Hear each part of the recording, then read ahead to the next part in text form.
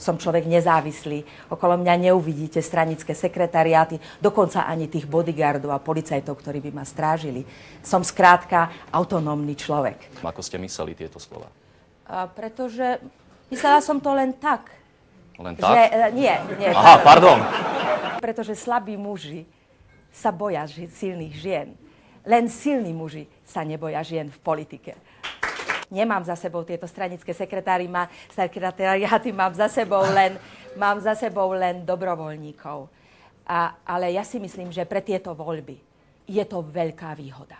Ja sa stále obávam, že budú preferovať tie svoje skupiny, tie svoje okresy, tie svoje regióny, ktoré im dali ten hlas. Ale to je na občanoch, aby sa rozhodli, či chcú takúto hlavu štátu.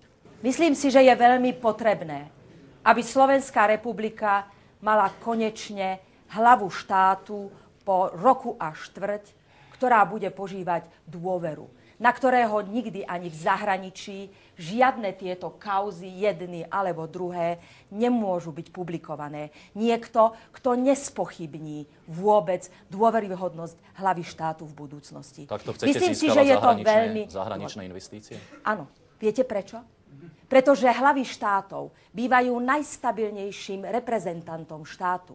Hlava Českej republiky, prezident Havel, garantom 60% investícií v krajine.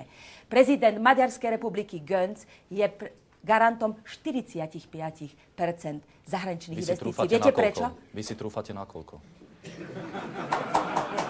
Ja som prešla všetky tie údolia teraz. Tam, kde je 35% na nezamestnanosť a 15% možno ešte držia lekári na OČR-kách. Keď tam neprídu investície, ja si neviem predstaviť, ako tieto veľké fabriky naštartujú. Ako veľvyslankyňa vo Viedni som samozrejme bola bodom, okolo ktorého išli investície. Niektoré vážne investície. Môžem sa spýtať, koľko to bolo, tých investícií? No...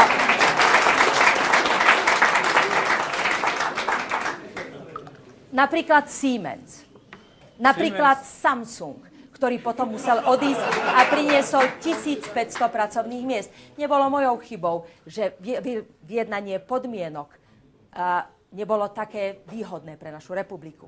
Chcem poprosiť pani Vašáriovú, aby nám trošku viacej a intenzívnejšie vysvetlila, aké sú jej ekonomické tendencie, pomôcť tomuto mladému.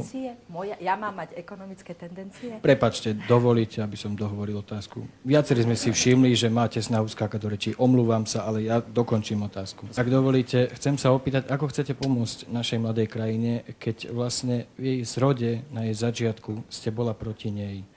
Nehnevajte sa na mňa, možno viacerí sme si tu všimli, a takisto aj diváci pri televíznych obrazovkách, že vaše herecké danosti sú perfektné. Nie som súčasťou a nikdy som nebola súčasťou určitých lobistických skupín a stranických skupín. Preto si myslím, že mám predsa len trochu väčšie predpoklady utvoriť priestor na dohovor politických strán. Alebo si myslíte, že títo páni majú väčšie styčné body, ako môžem ponúknuť ja? Ja som človek nezávislý. Nebudem sa nikdy uchádzať o funkciu v nejakej politickej strane. Ja som kandidovala preto, aby som bola tým vrcholom, ktorý nebude zaťahovaný do týchto sporov bezprostredne. Pretože si myslím, že pre pokoj krajiny a preto, aby sme zabránili tým nezmyselným konfliktom... Ako vy chcete rokovať s predstaviteľmi strán, keď som len žena? Nie, že keď ste vôbec... Práve preto, že budem niekto, kto nebude stranický politik, ale štátnička. To znamená niekto, kto od začiatku má na mysli prospech štátu. To znamená každého občana bez rozdielu. Ja dostávam na stretnutiach s občanmi otázku, myslíte si, že budete úspešná? A ja hovorím, ja už som úspešná.